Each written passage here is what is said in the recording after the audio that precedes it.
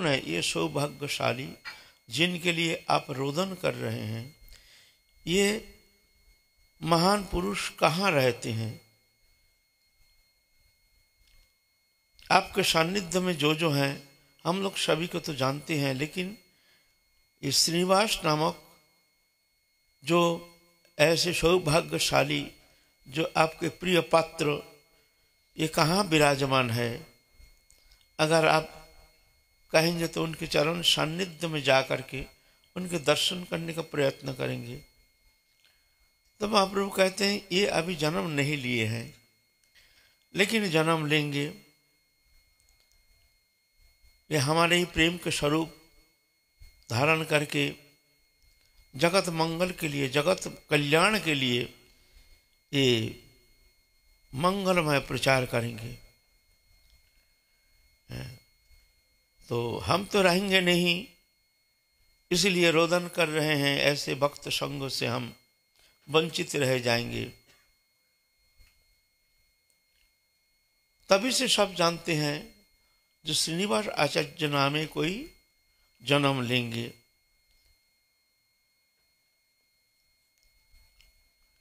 तो उनके जीवन संबंध में हम लोग कई दिन आलोचना करते हुए आ रहे हैं। श्रीनिवास आचार्य प्रभु तो वृंदावन गए हैं। वृंदावन जा करके आप लोग जानते हैं जो दीक्षा ग्रहण किए हैं गोपाल भट्ट गोस्वामी के पास। फिर वहाँ श्रीजीव गोस्वामी के चरण सान्निध्य में रह करके समस्त शास्त्र अध्ययन करके, समस्त रसशास्त्र, प्रेम शास्त्र, समस्त शास्त्र में पारंगम होकर के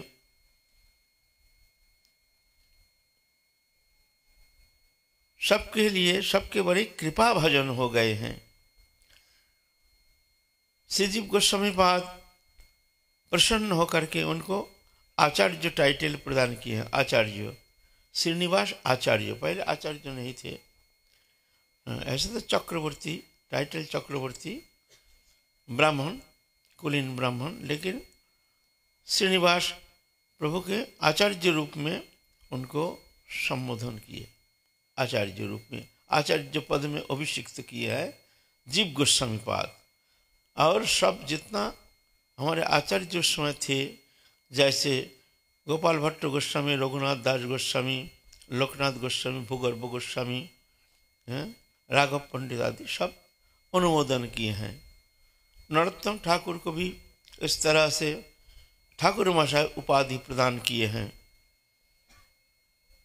तो बहुत सारे ग्रंथ रत्न जो कि लक्षाधिक ग्रंथ, वो तो वहाँ जंगल में क्या करेंगे, आदेश किए हैं तुम लोग जाओ, जा करके इस ग्रंथ व्यापक रूप में प्रचार करना।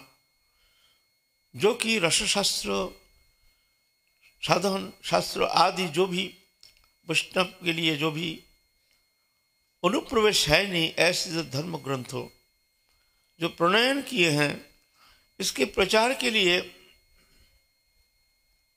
बंगाल में माने गौरमंडल भूमि में ही उत्तम स्थान है। वहाँ जाके व्यापक रूप में तुम लोग इसके प्रचार करो और जतन से इसको संरक्षण करो।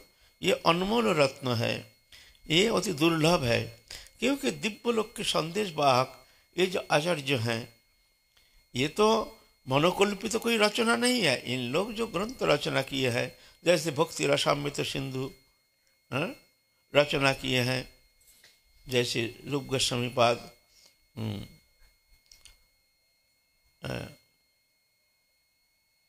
और बहुत सारे ग्रंथों रचना किए हैं। उज्जवल नीलमणि, ऐसे बहुत सारे जो कि रसशास्त्र ग्रंथ जिसमें हमारे कोई प्रकार अनुप्रवेश है नहीं। संसारी बद्ध जीव कितना भी विद्वत्ता, कितना भी उनको ज्ञान हो, लेकिन वो रसशास्त्र में अनुप्रवेश करना ये कदापि संभव नहीं है। ये भगवत कृपा सापेक्ष, जिनके प्रति कृपा होती है वही जाकर के कुछ अनुभव कर सकते हैं। तो दिव्य लोक के संदेश वाहक ये आचार्यों ने जो रचना किए हैं, तो उस ग्रंथ बड़े अनमोल वस्तु, अनमोल रत्न जगत के लिए प्रदान किए हैं। तो कहें ये संपुट में लेकर के तुम लोग बंगाल में जाओ, जा करके इसको संरक्षण करो।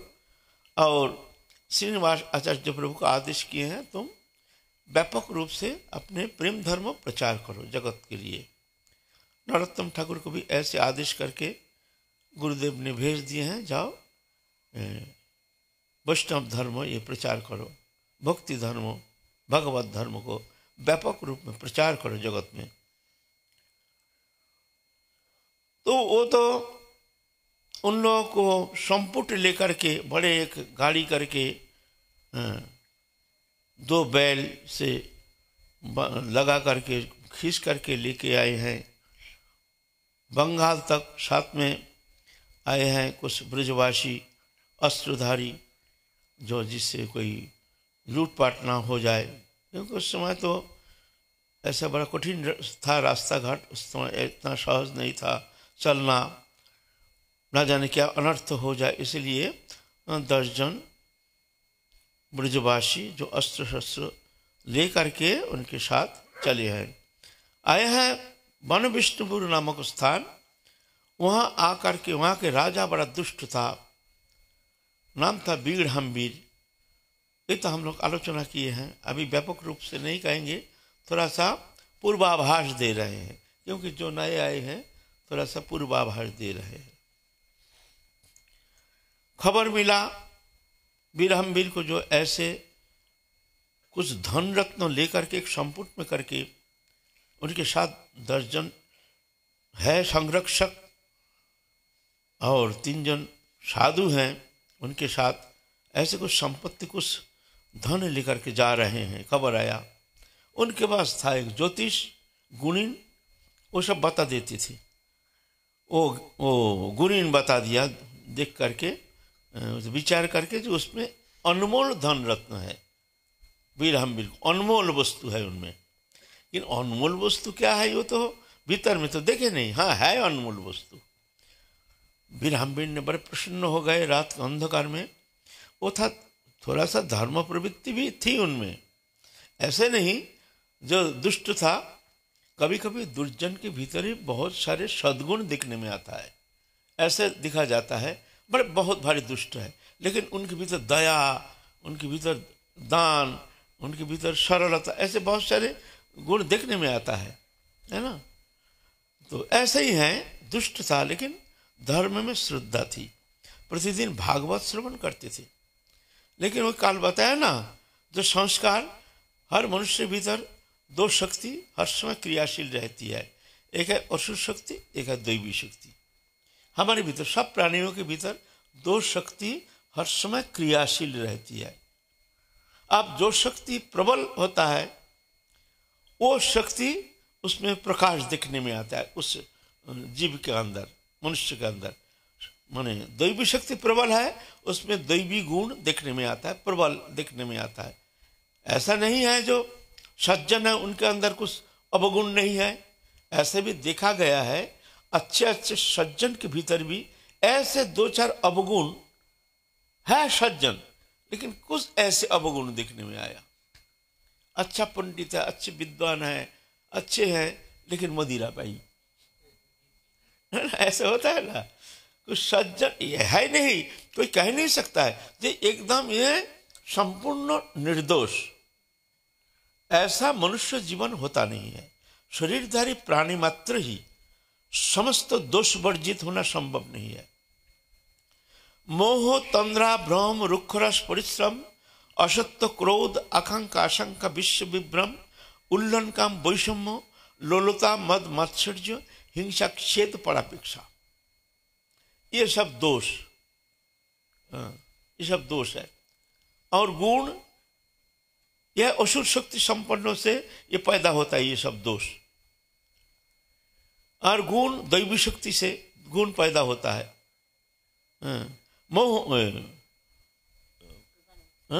कृपालु अकृतद्रोह सत्यसार सम निर्दोष वदान्न मृदु सूचि अकिंचन सर्वप्रकारक शांत कृष्ण शरण अकाम अनिह स्थिर विजित सरगुण मितभूक अप्रमत्त मानद अमानी गंभीर करुण मैत्र कवि दक्ष मोहनी। ये सब सद्गुण तो संत में होता है, भगवत भक्त में दिखने में आता है। तो यह सद्गुण, तो सद्गुण एक मनुष्य में, साधारण मनुष्य में दिखने में आता नहीं है। ये तो जो भगवत उपासना करते हैं, भगवत चरण में समर्पित हो करके, जो भगवत प्राप्ति ही जीवन का एकमात्र उद्देश्य लेकर के, जो भगवत उपासना करते कायमन वचन से, भगवत शरणागत हो करके भजन करते हैं, तो धीरे धीरे उसके अंदर जो अवगुण है, वो अवगुण धीरे धीरे धीरे धीरे लुप्त होना शुरू हो जाता है। धीरे धीरे उसके अंदर अवगुण सब नष्ट होना शुरू हो जाता है। ऐसा नहीं अवगुण है नहीं, लेकिन अवगुण धीरे धीरे वो लुप्त हो जाता है, रहता है। सद्गुण माने उनके भीतर सत्वगुण की प्रबलता के कारण ये तमोगुण जो निंदनीय जो गुण है, ये गुण दाब जाता है। ऐसे दो इंद्रिय क्रिया हमारे भीतर चल रही है, एक सत्वगुण, एक तमोगुण, माने एक दैवी शक्ति, एक असुर शक्ति। अभयं सत्य संशुद्धि ज्ञान जोग व्यवस्थिति दानं दमश्च यज्ञश्च साध्यास्तव आर्जवम अहिंसा सत्यं स्तव शांति रहिषुणम दया भूतेषु लोलुप्तम मद्रव हिरी चापलम तेजक समाधिति शौचम अद्रोहणाति मानिता भवंती संपदम दैवी अभिजात भारत। ये सद्गुण जो है, दैवी शक्ति संपन्न जो मनुष्य जो भगवत भजन करते हैं, भगवत शरणागत होकर के, गुरु चरण आश्रय करके, गुरु चरण भरोसा करके, जब भगवत प्राप्ति उद्देश्य लेकर के जो भजन करते हैं, उनके भीतर ये सद्गुण, ये जो दैवी शक्ति गुण जो है, ये प्रकट होना शुरू हो जाता है। लेकिन सुप्त है, अभी जो है सुप्त है, धीरे धीरे सद्गुण वो प्रकाश होना शुरू हो जाता है। और दम्भ दर्प अभिमानश्च क्रोध पारुष्यमेव च अज्ञानं चाभिजातस्य संपदमासुरम, ये असुर शक्ति ये भी है। कभी कभी देखा जाता है अवगुण आकर के हमारे बुद्धि को अपहरण करके, देखा जाता है दुष्प्रवृत्ति हमारे भीतर, निंदित कर्म, जो उस कर्म करने के लिए हमारे भीतर स्पृहा जागृति होती है, हम इच्छा करके भी उस स्पृहा को दमन करने में असमर्थ हो जाते हैं। है सज्जन, हम भजन करते हैं, ये नहीं हम भजन करते हैं, जब तब करते हैं, और ये नहीं हम भगवत प्राप्ति ही जीवन के उद्देश्य लेकर आए हैं, फिर भी कभी कभी संग दोष, अन्न दोष के कारण कभी कभी ऐसे बुद्धि भ्रमित हो जाता है, आके हृदय में कब जा करके देखा जाता है हमारे भीतर ही अवगुण आकर के हमको, हमारे बुद्धि को ग्रासित करके वो अपना स्थापना कर देते हैं। वहाँ हमारी बुद्धि भ्रमित हो जाता है, भ्रमित होकर निषिद्ध कर्म करने में वो प्रवृत्त हो जाता है। बाहरी लोग देखते नहीं है, बाहरी लोग तो देखते नहीं है, देखते हैं ये तो भजन करते, ये तो ऐसे, ये दोषणीय नहीं है, ये सब मनुष्य में ऐसा है।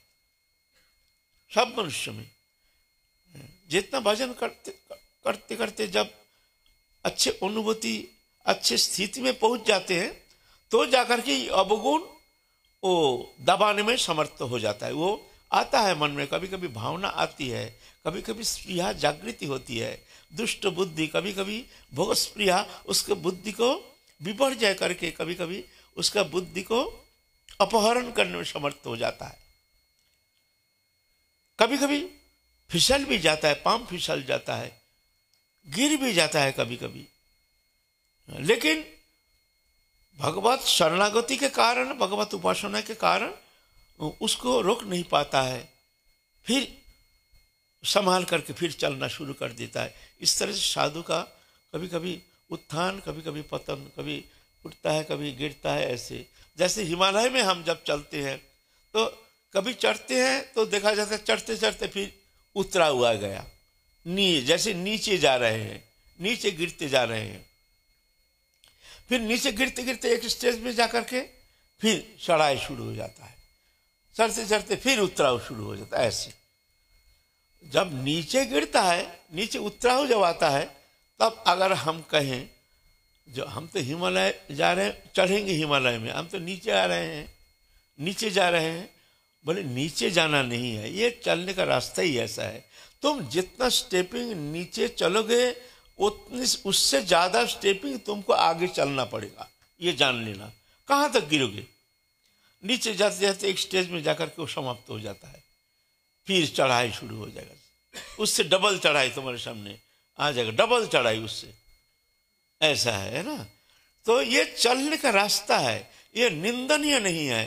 कोई अगर इसको निंदा करें, कोई संतों का, कोई वैष्णव का या कोई सज्जन का, कभी देखा जाता है कोई कर्म प्रवाह के कारण कभी कभी देखा जाता है, कभी कभी ऐसे पतन देखने में आता है, या भोगवृत्ति प्राबल्यता के कारण कभी कभी उनके मनोवृत्ति पतनोन्मुख हो जाता है। उस स्थिति में कभी निंदा नहीं करना चाहिए। ये निंदा देखो, ब्रह्मा भी अपने कन्या के पीछे पीछे धावित हुए हैं। ब्रह्मा तो सृष्टि रचना किया है भगवान के आदेश से, भगवान आदेश किए हैं तुम सृष्टि रचना करो, है ना? तो इस तरह से ब्रह्मा के ये बुद्धि विपर्जय देख करके मरीचि मुनि के पुत्र, 6 पुत्र वो हंसे, जे देखो ब्रह्मा, पितामह ब्रह्मा, उनकी बुद्धि विपर्जय। लेकिन महत पुरुष तो वो जानते नहीं है। महत पुरुष महत अवज्ञा के कारण कंस के द्वारा और कृष्ण के जन्म के पहले जो 6 पुत्र हुए हैं ना, वही अपराध के कारण, वही अपराध के कारण कंस कारागार में कंस के द्वारा मारा गया है ना? तो महत लंघन। और ये भी नहीं, और एक बात इसमें है, कोई कोई भागवत पुराण में ऐसे कहते हैं जो ब्रह्मा जी का मानसिक पतन, वास्तव में ऐसा नहीं है। ब्रह्मा जी का मनो विभ्रांति होना संभव नहीं है कि प्राकृत मनुष्यवत भगवान ब्रह्मा नहीं है, भगवत अंश है ब्रह्मा। तो ये सिर्फ इसलिए ब्रह्मा जी ये लीला किए हैं कि जगत जी को दिखाने के लिए, शो कराने के लिए, जे देखो हम ब्रह्मा जब माया के पास हार जाते हैं, हे जीव तुम सावधान रहना। ये शिक्षा देने के लिए ब्रह्मा ने कलंक की डाली अपने माथे पर लेकर के, ये शिक्षा देने के लिए। वास्तव में ब्रह्मा जी का ऐसे होना संभव नहीं है। ये सिर्फ जगत कल्याण के लिए, जगत जीव को शिक्षा देने के लिए, प्रोत्साहन देने के लिए ब्रह्मा जी ऐसे लीला किए हैं। कोई कोई अगर व्याख्या करे, कोई कथावाचक, जे ब्रह्मा जी के बीच बुद्धि विपर्जय हो गया, अपने कन्या के पीछे धावित हुए हैं, वास्तव में ऐसा नहीं, सिर्फ जगत जीव को दिखाने के लिए। देखो माया कितनी बलवती है, हम ब्रह्मा तक हार गए हैं, जीव तुम साहस नहीं करना, ये शिक्षा देने के लिए, है ना? तो ऐसा बात है, मनुष्य में ऐसे देखने में आता है। सज्जन में भी कभी कभी देखा जाता है बहुत सारे अवगुण, और कोई बहुत दुर्जन के भीतर भी देखा जाता है बहुत सारे सद्गुण। है बड़ा दुर्जन, दुष्ट, बदमाश, गुंडा, देखा जाता है उनके अंदर दया भावना, इतना इतना दान करते हैं, जो भी पाता है दान करते हैं, गरीब दुखी के प्रति उनके इतने आदर बुद्धि, जो भी पाता है गरीब दुखी का सेवा करते, ऐसे भी देखा गया। इसलिए किसी भी स्थिति में किसी का दोष दिखना उचित नहीं है। तो इस तरह से किसी में जो असुर संपद, असुर शक्ति ये प्रबल है, किसी में दैवी शक्ति प्रबल है। ऐसा नहीं सब में ही दैवी शक्ति और बहुत में और सभी असुर शक्ति, ऐसा नहीं। ज्यादा दैवी शक्ति है तो कुछ असुर शक्ति भी है, दंभ दर्प अभिमान क्रोध ये सब है। और असुर शक्ति प्रबल है, उनमें भी देखा गया है दया धर्म सरलता, बहुत सद्गुण भी देखने में आता है। ऐसा ही वीर हमवीर दुष्ट था, धन के प्रति बड़ा लालच था, उसने तो वो अपहरण करके ले आया, अपने जो उनके कर्मचारी उनको भेजा है, जाओ वो लूट के लिया वो संपुट, लेकिन देखना किसी को मारना नहीं, जान से मारना नहीं। तो वो लोग तो सो रहे हैं। विष्णुपुर के बगल ही एक गांव है, गोपालपुर नामक स्थान, जंगल में सो रहे हैं निश्चिंत होकर, बहुत परिश्रांत होकर के सब विश्राम कर रहे हैं, वहीं पर सो रहे हैं, अघोर निद्रा में शायित हैं। उस समय उनके कर्मचारी जाकर के संपुट को उठा के ले आया। सुबह होते ही देखते हैं संपुट नहीं है, बहुत दुखी हो गए, रोना पीटना शुरू हो गए हैं। इस संबंध में लोग आलोचना किए हैं। तो श्रीनिवास आचार्य प्रभु आदेश किए हैं, तुम लोग जाओ। नरोत्तम ठाकुर का आदेश किए, तुम चले जाओ खेतरी गांव, जाकर के धर्म प्रचार करो, हम आ रहे हैं, फिर तुमसे मिलेंगे। औरों को ऐसे भेज दिया। फिर आए हैं, जब तक ग्रंथ नहीं मिलेगा तब तक हम यहाँ से जाएंगे नहीं, ऐसे संकल्प करके आए हैं। उनके अद्भुत सुंदर दिव्य चेहरा देख करके जो भी देखते हैं एकदम विमोहित हो जाते हैं। उनके चेहरे में ऐसे कि दिव्य आकर्षण शक्ति, भगवत तनु है ना, इस कारण उनके चेहरे में कुछ अद्भुत झलक, घुंघराली केश, आकर्ण नेत्र, बिंब फल जैसे उष्टाधर, दंतपोक्ति जैसे मुक्ता श्रेणी, मुक्ताबद्ध श्रेणी, उन्नत वक्षस्थल, सुंदर धोती पहने हैं।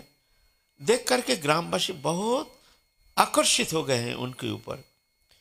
फिर आए हैं वहाँ कृष्ण वल्लभ नाम के एक ब्राह्मण, वो ब्राह्मण बड़े आकर्षित हो गए श्रीनिवास आचार्य प्रभु के ऊपर। प्रभु आप कहाँ से आए हैं? तो सब बताए हैं। तो श्रीनिवास आचार्य प्रभु कहते हैं हमको थोड़ा सा राजा से आप मिला देंगे? बोलते हैं हाँ, राजा से हमारा परिचय है, आपको हम ले जाएंगे। और राजा तो संपुट जब लाए हैं, संपुट स्पर्श करते ही एक बिजली जैसे चमक, शरीर में चमक आना शुरू हो गया, इलेक्ट्रिसिटी जैसे, करंट जैसे लगता है।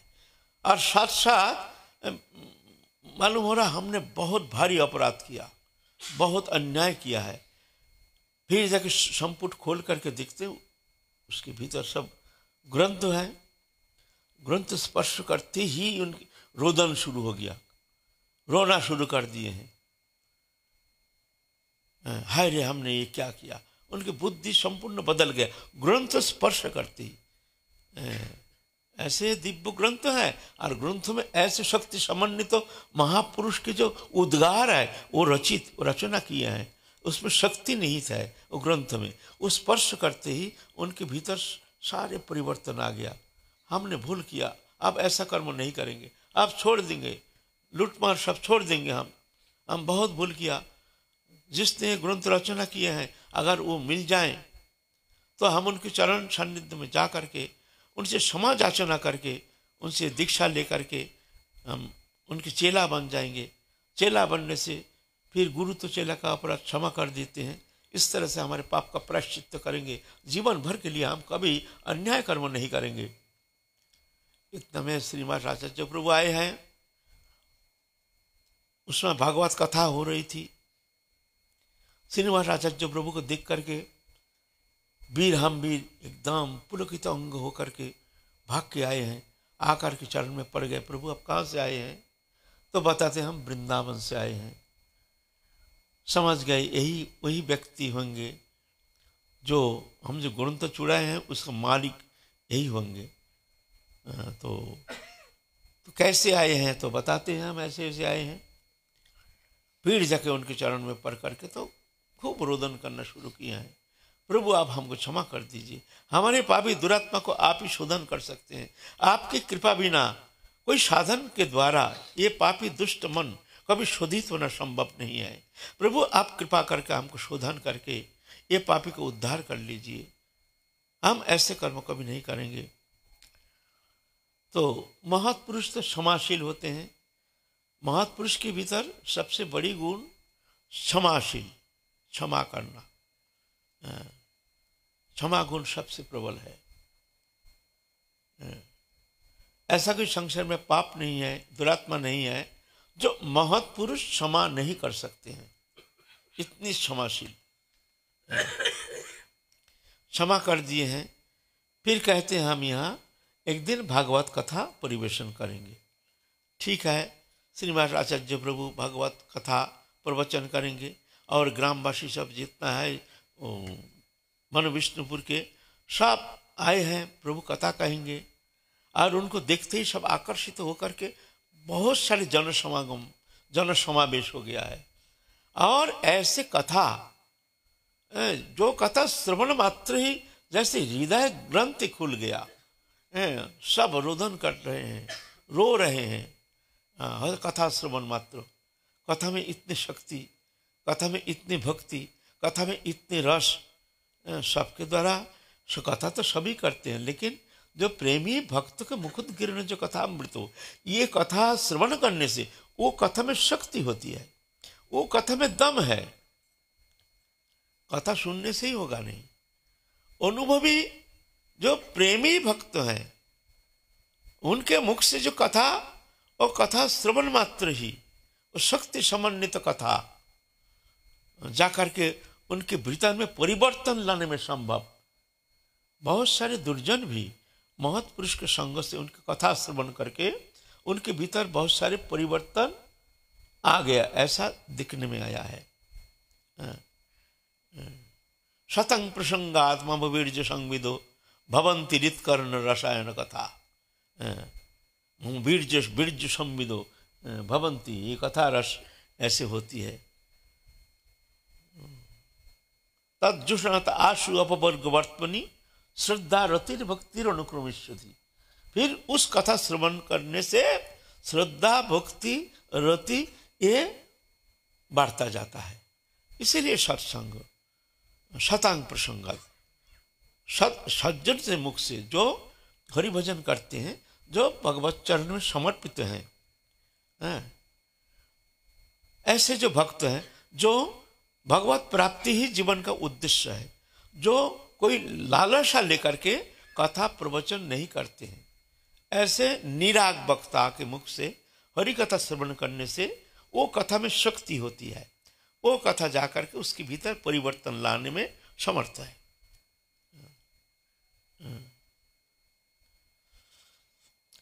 तो फिर वीर तो बड़े प्रसन्न हो गए, बहुत ग्रामवासी सबको बहुत कृपा किए। फिर वीर को हरिनाम मंत्र प्रदान किए, जब तुम हरिनाम करो, अभी हरिनाम करो, फिर पीछे तुमको दीक्षा मंत्र प्रदान करेंगे। ऐसा कह करके हरिनाम मंत्र प्रदान किए हैं। प्रदान करके ग्रंथ संपुट तो रख दिए हैं, जो यहाँ हम कहाँ ले जाएंगे, ये संपुट आपके यहाँ राजा है, आपके यहाँ स्थान है, रख दीजिए। और वो जो संपुट में करके बहुत सारे राजा, बहुत सारे धन रत्न और बहुत सारे सामग्री गोविंद गोपीनाथ मदन मोहन के लिए वृंदावन में भेजने के लिए, जो वृंदावन से आए थे जो 10 ब्रजवासी, उनको भर करके एकदम संपुट भर करके दिए हैं। जा करके एक क्षमा याचना करना हमारे लिए एक पत्र लिख के दिए हैं। श्रीजीव गोस्वामी के बाद वीर ऐसा करके पत्र लिखे हैं, जो प्रभु हमने बहुत पापी हैं, बहुत दुष्ट हैं, हमारे पाप की सीमा नहीं, लेकिन हम बुद्धि विपर्जय के कारण हमने ऐसे कर्म कर लिया।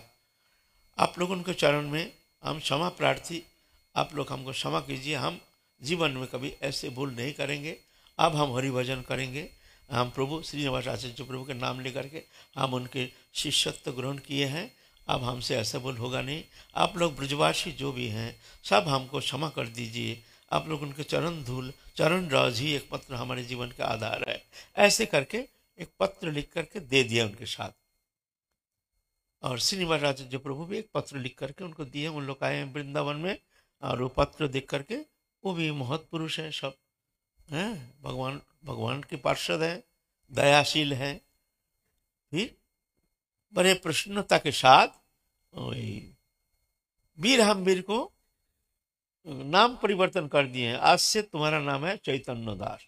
श्रीजीव गोस्वामी पत्रवाहक को पत्र दिए हैं, जाओ ये पूछो जो तुम्हारे नाम है चैतन्य दास। ठीक है, महाप्रभु के शरणागत होकर रहो, जो हो गया, लेकिन चिंता नहीं करना, हरि भजन करो, भगवत चरण में समर्पित होकर भगवत प्राप्ति जीवन का उद्देश्य लेकर के आप तुम प्रेम से भजन करो। ऐसा पत्रवाहक के साथ एक पत्र देकर के भेजे हैं हमारे आचार्य प्रभु के पास। उसके बाद वो पत्र पा करके बड़े प्रसन्न हो गए हैं। आप भी हम भी संपूर्ण बदल गए हैं।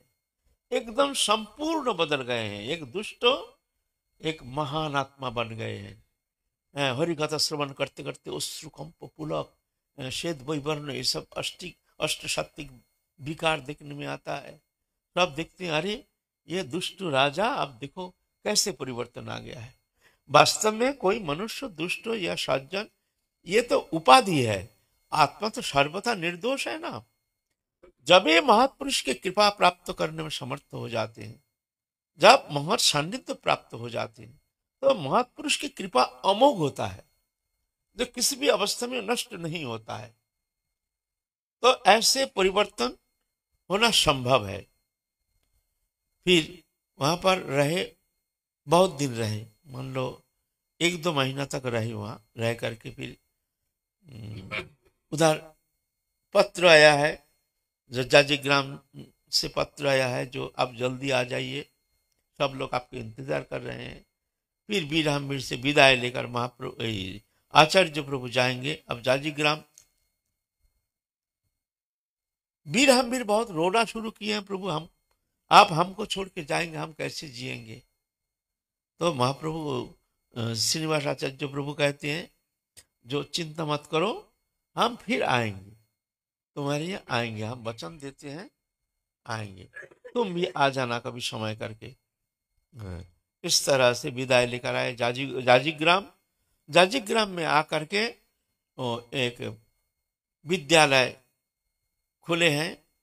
वहाँ सब बहुत सारे शास्त्र ब्राह्मण आदि जो हैं, ब्राह्मण कुमार आदि जो सब आकर के वहाँ विद्या अध्ययन करना शुरू किए हैं, श्रीनिवास आचार्य प्रभु के सान्निध्य में रह करके। और भक्ति शास्त्र, धर्म ग्रंथ, धर्म शिक्षाई देते थे। इस तरह से अब क्या हुआ,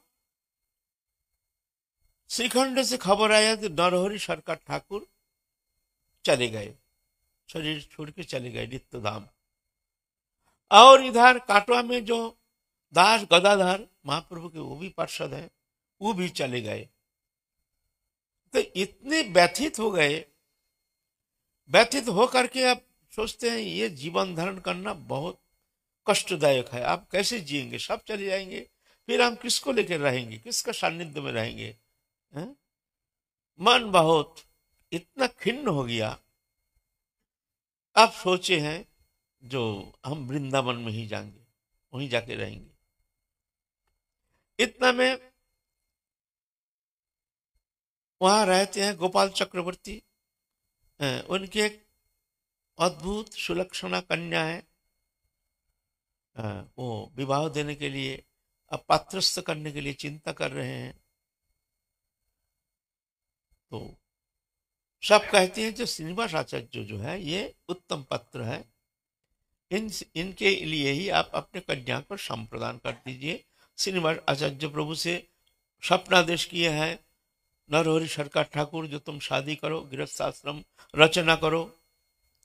इधर अद्वैत आचार्य प्रभु भी एक बार स्वप्न में आदेश किए हैं, तुम गृहस्थाश्रम में प्रवेश करो, तुम्हारे द्वारा बहुत कर्म साधित करेंगे प्रभु, तुम गृहस्थाश्रम रचना करो, तुम्हारे घर में जो संतान आएंगे वो भी जगत मंगल के लिए, जगत कल्याण के लिए वो भी बहुत कुछ करेंगे।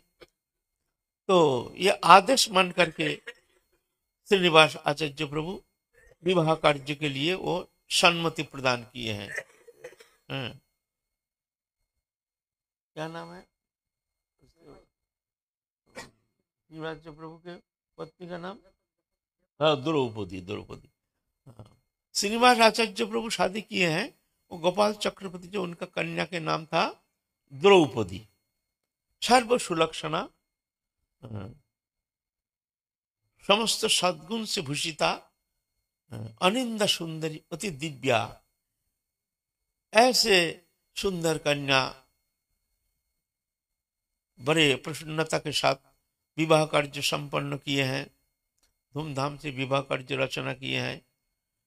फिर आप श्रीनिवास आचार्य प्रभु चिंता कर रहे हैं कि हम जाएंगे अब वृंदावन, क्योंकि वृंदावन अभी 2-4 जो भी हैं ये भी ना जाने कब चले जाएंगे, कोई ठिकाना नहीं। सब तो बहुत उम्र हो गया ना, महाप्रभु चले गए, उनके पार्षद जो हैं वो तो उम्र से बहुत बड़े हैं ना श्रीनिवास आचार्य प्रभु से। तो ये भी चले जाएंगे तो फिर हम दर्शन से वंचित रह जाएंगे, चलो हम वृंदावन जाएंगे। ऐसे संकल्प करके श्रीनिवास आचार्य प्रभु वृंदावन के लिए चल दिए। वृंदावन जा करके वहां श्रीजीव गोस्वामी के सानिध्य में रह करके बड़े प्रसन्न हो गए हैं।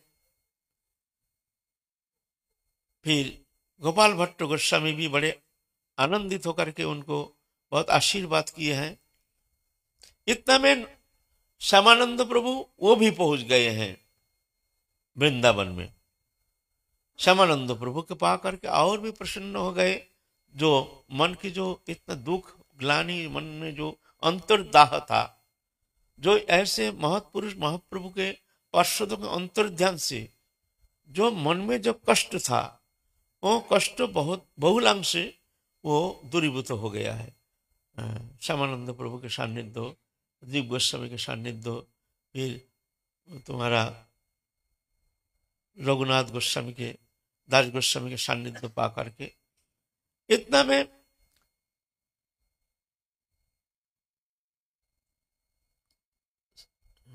रामचंद्र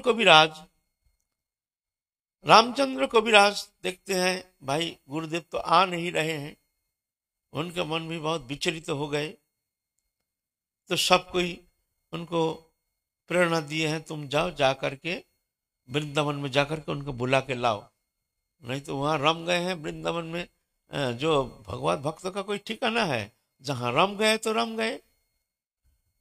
जब भीतर में भगवती भावना, भगवान के चरण कमल में, राधा रानी के चरण में जिसका मन लग गया है एक बार, तो संसार वासना वो क्या उनको मोहित कर सकता है, कोई गारंटी नहीं। दिखने में लगता है जैसे संसार में आसक्ति, लेकिन आसक्ति पलक में कहाँ उड़ जाएगा। भगवत भक्त जब राधा रानी के चरण में शरण लेकर के उपासना करते हैं तो ये फूक जाता है पलक में। तो इसीलिए रामचंद्र को विराज को भेजे, तुम जाओ, जा करके बुला के लाओ। तो रामचंद्र को विराज भी वृंदावन गए हैं। जा करके श्रीनिवास आचार्य प्रभु से प्रार्थना की, प्रभु आप चलिए, अब समय का इंतजार नहीं, आपके लिए बहुत सारे भक्त मंडली जो हैं, आपके माँ हैं, रघुनंदन ठाकुर हैं, और सब हैं, आपके लिए इंतजार कर रहे हैं, आप चलिए। तो सबसे विदाई लेकर के फिर चले आए हैं इधर श्यामानंद प्रभु, रामचंद्र को विराज और श्रीनिवास आचार्य प्रभु आकर के फिर वन विष्णुपुर में वहां आकर के रुके हैं। पहली बार जब यहाँ से चले गए, चले जाने के बाद प्रथम आए हैं यहाँ वीर हम्बीर के दरबार पे। तो गुरुदेव के दर्शन करके बड़े प्रसन्न हो गए। बहुत दिन उनको रखे हैं अपने पास, रख करके उनकी बहुत सेवा किए और वहाँ रह करके बहुत प्रचार भी किए हैं। वहाँ जितना ग्रामवासी था सबको कृपा करके दीक्षा प्रदान करके। और वृंदावन से जाने का बाद फिर देखते हैं जो वीर हम्बीर है उनके मन में एकदम संपूर्ण परिवर्तन आ गया। संसार के प्रति किंचित मात्र वासना नहीं, इच्छा नहीं, कोई सुखेच्छा नहीं, संसारी सुख समस्त भोग स्पृहा से वर्जित है। ऐसे देख करके बड़े प्रसन्न हो गए। तब बोलते आओ तुमको दीक्षा देंगे। फिर जाके उनको वृंदावन से आने का बाद दीक्षा मंत्र प्रदान किया और नाम दिए हैं उनको चैतन्य दास। उसके बाद वहां से विदाई लेकर के जाएंगे। विदाई लेकर के वीर हम्बीर तो बहुत दुखी हो गए, प्रभु आप जाइए मत, यहीं रहिए, हम लोग हैं आपको देखभाल के लिए, आप यहीं रहिए ना, क्या आपकी कमी क्या है, क्या चिंता, क्या कमी के कारण आप जा रहे हैं, आप जो चाहिए यहीं पर उपलब्ध हो जाएगा। तो श्रीनिवास आचार्य प्रभु कहते नहीं नहीं ऐसे नहीं, देखो हम आए हैं जिस कर्म के लिए और वो जीवों के कल्याण के लिए, अब गुरु आदेश हमको जीव कल्याण के लिए हमको कुछ करना है, तो उस कर्म संपादन के लिए हमको जाना पड़ेगा, तुम आ जाना, तुमको हम बुलाएंगे, तुम आना जरूर। ऐसे कह करके श्यामानंद प्रभु और रामचंद्र को विराज और आ गए हैं जाजिग्राम में। जाजिग्राम में आ करके जब बैठे हैं तब नरोत्तम ठाकुर भी आ गए हैं वहाँ अपने वहाँ से खेतेरी गांव से। और अद्भुत मिलन श्यामानंद प्रभु, श्रीनिवास आचार्य प्रभु, रामचंद्र कविराज, बड़े अद्भुत मिलन, आश्रम में रहते हैं। आनंद के अद्भुत एक सुंदर वातावरण, जहाँ भक्त रहते हैं, जहाँ हरि कथा होती है, जहाँ सिर्फ हरि कथा, हरि भगवत चिंता ही एकमात्र वहाँ के एक विषय वस्तु है। भगवत उपासना ही जहाँ एकमात्र एकमात्र कामना है, एकमात्र आराधना है, तो वहाँ संसारी विषय ताप, संसारी ताप क्या कुछ कर सकता है। तो वहाँ तो रह रहे हैं। इतना में रामचंद्र कविराज, ये तो सुने हैं आप लोग रामचंद्र कविराज के जो शादी विवाह रचना किए हैं। माने वो तो शादी करके जा रहे थे, रास्ते सामने जो जाजिग्राम में जहाँ रहते हैं सामने से ही पक्की सड़क है, वो गई है उधर श्रीखंड की तरफ। शादी करके जब जा रहे थे तो वहां भगवत कथा हो रही है। रामचंद्र कविराज देखने में बड़ा सुंदर, बड़े दिव्य अद्भुत चेहरा, पालकी से उतर करके दंडवत कर रहे हैं। उनके सुंदरता देख करके श्रीनिवास आचार्य प्रभु कहते हैं, देखो इतना सुंदर तनु, मानव तनु, ये देखो एक डायनी के पल्ला में पड़ करके देखो, भोग विलास रूपी डायनी, ये लेकर के संसार चक्र में ये किस तरह से इतना सुंदर तनु वो ग्रासित होकर के नष्ट करने के लिए जा रहा है, मानव जीवन चौपट करने के लिए जा रहा है। ये शब्द उनके कान में प्रवेश कर गया श्रीनिवास आचार्य प्रभु के, रामचंद्र कविराज के। पालकी में, पालकी मैंने कहार, कहार है ना जो कांधे लेके जाते हैं ना, इधर दूजन उधर दूजन, कहार कहते हैं, इधर हमारे बंगला में कहते हैं पालकी। बैठ करके उसी समय मन में परिवर्तन आ गया, परिवर्तन आ गया। चलते चलते चलते चलते जब श्रीखंड गए, घर में जा करके कोई रकम सबको समझा बुझा करके चुपचाप भाग के चले आए। बासर रात्रि भी हुआ नहीं। बासर रात्रि होता है ना शादी के बाद, बासर रात्रि भी हुई नहीं। सीधा चल दिए एकदम जाजिग्राम में आकर के श्रीनिवास आचार्य प्रभु के चरण कमल में पढ़ करके क्षमा याचना किए, प्रभु क्षमा कर दीजिए, प्रभु क्षमा कर दीजिए, आप जान गए हैं संसार अनित्य है, दुखदायी है, अब आपके चरण में शरणागत हो करके हम अपने जीवन व्यतीत करेंगे, प्रभु आप कृपा कीजिए, आप संसार की तरफ हमको मत भेजिए। तो श्रीनिवास आचार्य प्रभु देखते हैं उत्तम आधार है, तो उनको समझा बुझा करके, ठीक है गृहस्थ में रह करके भी तुम परम भक्त बन सकते हो, गृहस्थ आश्रम कोई दोषणीय है नहीं, जो गृहस्थ आश्रम में रहने से वो भोगी हो जाता है, संसारी हो जाता है, ऐसे बात नहीं है। हमारे महाप्रभु के पार्षद जितने से सब गृहस्थी थे, हमारे जो मुनि ऋषि थे सब गृहस्थी थे। हम लोग आए हैं कहाँ से? सब मुनि ऋषि से वंशज है। शांडिल्य ऋषि तो वो शांडिल्य गोत्र कहते हैं, भरद्वाज ऋषि भरद्वाज गोत्र है, ये सब ऋषियों के वंशज, सब ऋषि मुनि थे, सब गृहस्थी थे। तो गृहस्थ आश्रम कोई दोषणीय नहीं है। जहां भोग वृत्ति, मन में भोग वासना, जिसके मन में भोग वासना वो है गृहस्थी। और जिनके मन भगवत चरण में समर्पित है, भगवत भक्ति प्राप्ति ही जीवन का उद्देश्य, वो है त्यागी। गृहस्थ और त्यागी कोई बाहर के विषय नहीं है, अंतःकरण के विषय। अंतःकरण में भोग वासना है तो वो है गृहस्थी, चाहे जंगल रहो चाहे घर में रहो। मन में भोग वासना नहीं है तो घर में रहो जंगल रहो, कुछ फर्क नहीं पड़ता। घर में रह करके भी तुम एक परम वैष्णव, परम प्रेमी भक्त, परम साधक बन सकते हो, उत्तम साधक बन सकते हो। गृहस्थी वैरागी इसका कोई फर्क नहीं है, तो शरीर का फर्क है, मूल है अंतर जगत। अंतर जगत में तुम अगर तुम्हारे मन में कोई वासना नहीं, एकमात्र भगवत प्राप्ति ही जीवन का उद्देश्य लेकर के भगवत चरण में समर्पित होकर के, भगवान के लिए ही अपने जीवन समर्पित होकर के हर समय भगवत चिंता, भगवती भावना, तो तुम है बैरागी, तुम है असली बैरागी। ज्ञासा नित्य सन्यासी जो ना दृष्टि नकांकति निर्द्वंद ही महाभाव सुगंग बंधत प्रमुचति। उसको तुम नित्य सन्यासी जानना जो किसी को द्वेष नहीं करता है, कोई आकांक्षा नहीं मन में, ना आकांक्षति। हाँ, हाँ।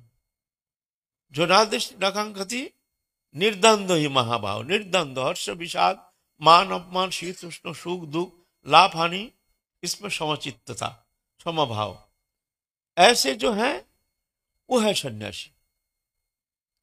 गृहत्याग करने से सन्यासी नहीं होता है, घर में रहने से भी वो गृहस्थी नहीं होता है ना। इस तरह से समझा बुझा करके जे तुम गृहस्थ आश्रम में रहो, लेकिन तुम भगवत चरण में समर्पित हो। तुम जानो जी ये तनु तुम्हारा नहीं, ये तनु गुरुदेव के लिए समर्पित है। ऐसे जानकर हमारे प्रतिनिधि बन करके, रिप्रेजेंटेटिव बन करके संसार में रहो। तो उसी समय उसी क्षण 2-4 दिन वहां रहे, दीक्षा भी प्राप्त कर लिए हैं, फिर एकदम पक्का बैरागी बन गए हैं। चेहरा से नहीं, शरीर से नहीं, मस्तक मुंडन करके नहीं, ऐसा ही जैसे थे, लेकिन भीतर में एक पक्का बैरागी बन गए हैं। घर में जाकर के गृहस्थ आश्रम संभालते हैं, लेकिन कभी अपने पत्नी के साथ कभी उनको सानिध्य में आए नहीं, कभी दूर रहे। ऐसे जब से विवाह कार्य संपन्न हुआ है तब से कभी स्त्री संभाषण किए नहीं, कभी किए नहीं। तो एक बार क्या हुआ, ऐसे तो गुरु सानिध्य में ज्यादा रहते हैं, श्रीनिवास आचार्य प्रभु के साथ रहते हैं।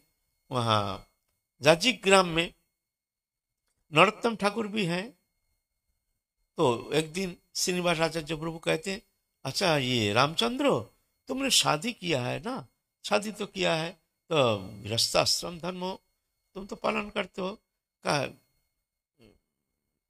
स्त्री संभाषण आदि कुछ करते हो, संभाषण स्त्री के साथ रहते हो नहीं क्या, ऐसे ही बैरागी बन के रहते हो, क्या करते हो? तब कहते हैं प्रभु ये शरीर तो आपके लिए समर्पित है, तो ये तो आप जानते हैं, हमारे द्वारा तो और कुछ होता नहीं है। ये आपके चरण कमल में जब हम अपने को समर्पण कर दिए हैं, अब बाकी संसारी विषय तो चिंता करने का अधिकार हमारा है नहीं। तो रामचंद्र को विराज कहते हैं, इसका मतलब तुम अपने विवाहित भार्या तुम्हारे मुख देख करके कितना आशा लेकर के तुम्हारी तरफ देखते रहते हैं, तुम संभाषण किए नहीं, चुप हो गया। जी गुरुदेव ये शरीर तो आपके लिए समर्पित है, ये तो और किसी के लिए नहीं। जाओ आज जाओ, जाके संभाषण करके आना। और उनको तो सिद्ध तनु, वो तो सिद्ध तनु दीक्षा प्राप्त मात्र ही उनके भीतर से प्रेम प्रकट हो गया, तो आंख मूंद करके नित्य लीला में प्रवेश कर जाते हैं। उस स्थिति में जहां शरीर का बोध ही नहीं है, हमने शरीर का विकार कहां से होता है? शरीर में आत्म अभिमान, शरीर मैं हूं, इस शरीर में मैं हूं, इस अभिमान के कारण शरीर का विकार से हम विकारित होते हैं। ये विकार का कारण ही है शरीर में आत्मबुद्धि। जिस स्थिति में जाकर के हम उस नित्य स्वरूप में स्थित हो जाते हैं, वह शरीर का विकार कहाँ रहता है? शरीर का विकार वहां रहता ही नहीं है। इसीलिए वो तो नित्य लीला में हर समय स्थित रहते हैं। गुरु आदेश किए हैं, गए हैं घर। घर जाने से पत्नी तो बहुत, पत्नी रत्नमाला बड़ी प्रसन्न हो गई। सज्जा रचना की है सुंदर, रात्रि में आहार करके एक बिस्तर में शयन किए। शयन करने के बाद उनको तो गुरु स्मृति और भगवत स्मृति, आप वो हरि कथा शुरू किए हैं। हरि कथा, राधा कृष्ण लीला कथा, ये करते करते, और स्त्री भी ऐसे ऐसे देवी मूर्ति वो कथा में ऐसे रम गई, वो भी रो रहे हैं, पति भी रो रहे हैं, हरि कथा मृत्यु श्रवण करते करते। वहाँ सत्संग चल रहा है। वहाँ एक बिस्तर में सो करके आपस में हरि कथा में इस तरह से रम गए हैं। स्त्री रत्नमाला भी ऐसे रो रही है फुट फुट करके, और रोते रोते कभी कभी तो कंठ रुद्ध हो जाता है रामचंद्र कविराज का। फिर धीरे धीरे जा करके आश्वस्त होकर के फिर कहते हैं, ऐसे गुरु के विषय कहते हैं, देखो हमारे गुरु ऐसे हैं, ऐसे ऐसे ऐसे गुरु महिमा, गुरु के ऐसे करुणा के कथा कहते कहते रात्रि प्रभात हो गया। रात्रि प्रभात हो गया। प्रभात हो गया। अब याद है तो गुरु जी को जगाएंगे, गुरु जी का सेवा शौचादि क्रिया करेंगे, झाड़ू लगाना बहारू लगाना। वो तो 6 किलोमीटर दूर, ज्यादा दूर है नहीं, तो श्रीगंड से जाजीग्राम 6 किलोमीटर दूर पैदल ही आ सकता है, कोई वाहन की जरूरत नहीं है। तो बोलते हैं तुम रहो, मैं जा रहा हूँ, गुरुदेव जाग जाएंगे अभी, हमारे बहुत काम है, हम फिर आएंगे हैं। और पत्नी भी ऐसे हैं, सारा रात हो हरि कथा श्रवण करके वो संपूर्ण जैसे तृप्त हो गए हैं। भोग वासना तृप्ति से बहुत अधिक गुना जैसे तृप्ति हो गई है। भोग वासना तृप्ति से जो आनंद, उससे भी बहुत गुना जैसे हमको आनंद मिल गया है। हाँ, फिर कुछ दूर आकर के 1 किलोमीटर मान लो चले आए हैं। अब याद है गुरुदेव ने कहा है जी तुम स्त्री संभाषण किया नहीं, शादी किया है, तुमको पता नहीं संसार करते हो, तुम्हारे मुंह ताक करके एक कन्या है वो दिन व्यतीत करते हैं, तुम संभाषण करते नहीं हो। ऐसे गुरु आदेश पालन करने के लिए आप भूल गया। अब तो हरि कथा में रात व्यतीत कर दिया। 1 किलोमीटर आने के बाद याद हुआ, अरे गुरुदेव तो संभाषण के लिए बोल दिया हमको। दौड़ते दौड़ते गया, रत्नमाला रत्नमाला रत्नमाला रत्नमाला भक्के पतिदेव भागते भागते क्यों आए हैं, क्या बात है क्या बात है। छाती में भर लिया तो सिंदूर जो है ना ये यहाँ पर लग गया। बस अच्छा मैं जा रहा हूँ, हाँ अच्छा तुम ठीक रहे ना, फिर हम आएंगे। ऐसे बस थोड़ा सा छाती में भर लिया, भर करके गुरु आदेश पालन कर लिया। आप चल रहे हैं, भागते भागते भागते भागते आए हैं जाजीग्राम में। और उस समय तुम्हारा नरोत्तम ठाकुर झाड़ू लगा रहे हैं। प्रभात काल में झाड़ू लगाते हैं, आश्रम झाड़ू लगाते हैं। और भागते भागते आ रहे हैं रामचंद्र को विराज।